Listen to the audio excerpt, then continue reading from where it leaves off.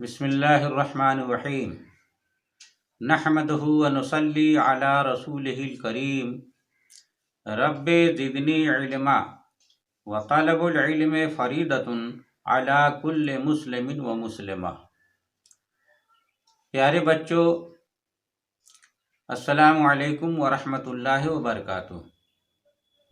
خیال رہے کہ سب سے پہلے املا نویسی والے بچے لفظ و جملہ کے تعلق سے آنے والی گفتگو میں سوال و جواب کو سمجھتے ہوئے مثالوں کے ساتھ اپنے اپنے ذہن میں اتارنے کی کوشش کریں، بلکہ اسے حفظ کر لیں تو زیادہ بہتر ہے، تاکہ آئندہ املا نویسی کے دوران آپ کو کسی طرح کی دشواری کا سامنا نہ کرنا پڑے۔ سوال آپ اپنا غور سے سنیے اور اس کا جواب بھی سنیے اور ذہن نشین کرنے کی کوشش کیجیے۔ سوال: لفظ کسے کہتے ہیں؟ اس کا جواب یہ ہے کہ کسی آدمی کے منہ سے نکلی ہوئی بامعنی و بے معنی الگ الگ آواز کو لفظ کہتے ہیں، جیسے احمد، فاطمہ، چوہا، بلی، قلم، علم، کتاب، اتاب، پانی، وانی، دلی، بمبے وغیرہ۔ دوسرا سوال: جملہ کسے کہتے ہیں؟ جواب یہ ہے کہ ایک سے زیادہ لفظوں سے مل کر بنا ہو اور اس سے پوری بات سمجھ میں آ جائے، جیسے زید کتاب پڑھتا ہے، احمد عالم ہو گیا، کتاب میز پر ہے، وغیرہ وغیرہ۔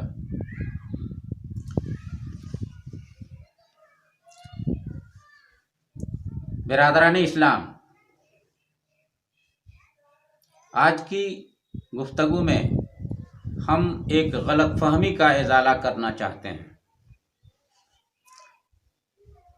املا نویسی اور اردو قواعد اگرچہ جدا جدا ایک فن ہیں، مگر ان کے درمیان ایک بہت ہی بڑا گہرا تعلق یہ ہے کہ اس کی تکمیل تقریباً علم القواعد کے بغیر ناممکن ہے۔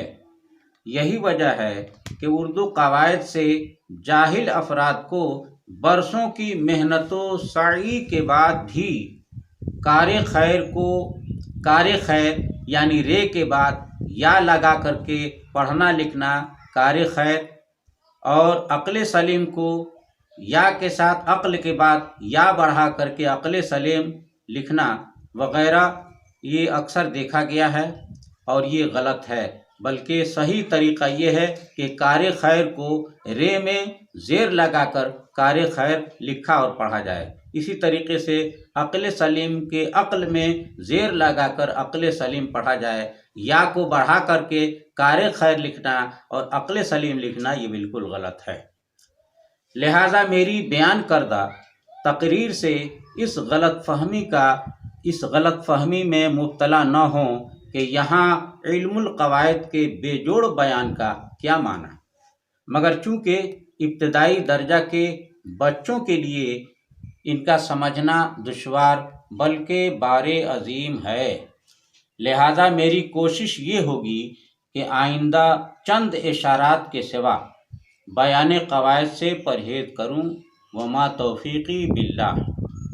پیارے بچوں، اب آئیے آج کی 8ویں نصیحت استاذ کے ادب و احترام کے بارے میں غور و فکر کرتے ہوئے اور سمجھتے ہوئے آج کا سبق یاد کرتے ہیں۔ استاذ کا ادب۔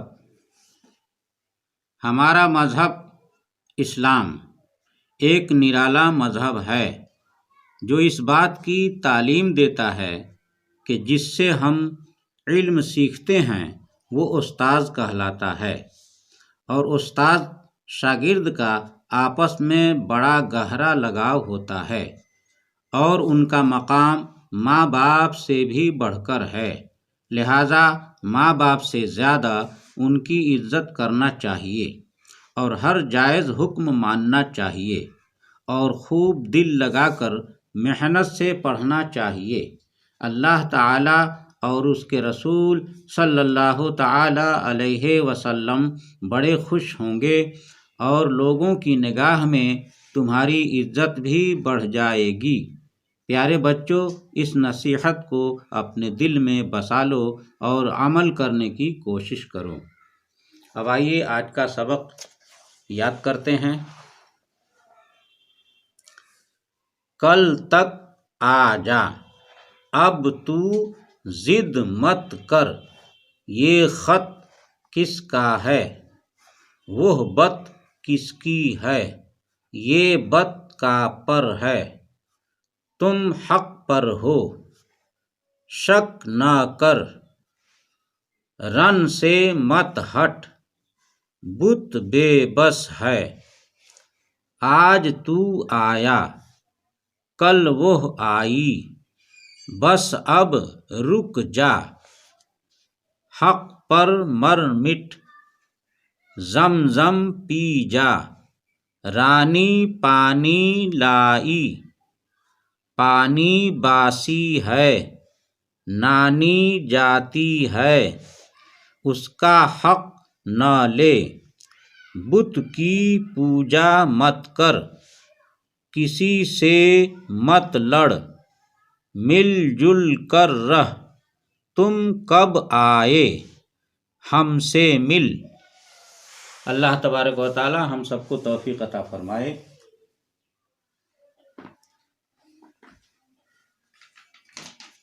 پیارے بچوں، اگر آپ کو آج کا سبق پسند آیا ہو تو ویڈیو کو لائک اور شیئر کیجیے۔ اگر ہمارے چینل پر پہلی بار آئے ہیں تو سبسکرائب کرنا نہ بھولیں اور بیل آئیکن کو بھی دبا دیں تاکہ آنے والی ہر ویڈیو کا نوٹیفیکیشن آپ کو بآسانی دستیاب ہو سکے اور کوئی بھی ویڈیو مس نہ ہو۔ عزیز بچوں، اب محمد اختر رضا نوری منظری کو اجازت دیجیے۔ ھذا من فضل ربی و بجاہ سید المرسلین صلی اللہ تعالی علیہ وسلم۔ مسلک اعلیٰ حضرت زندہ باد و غبار مدینہ پائندہ باد۔ السلام علیکم ورحمۃ اللہ وبرکاتہ۔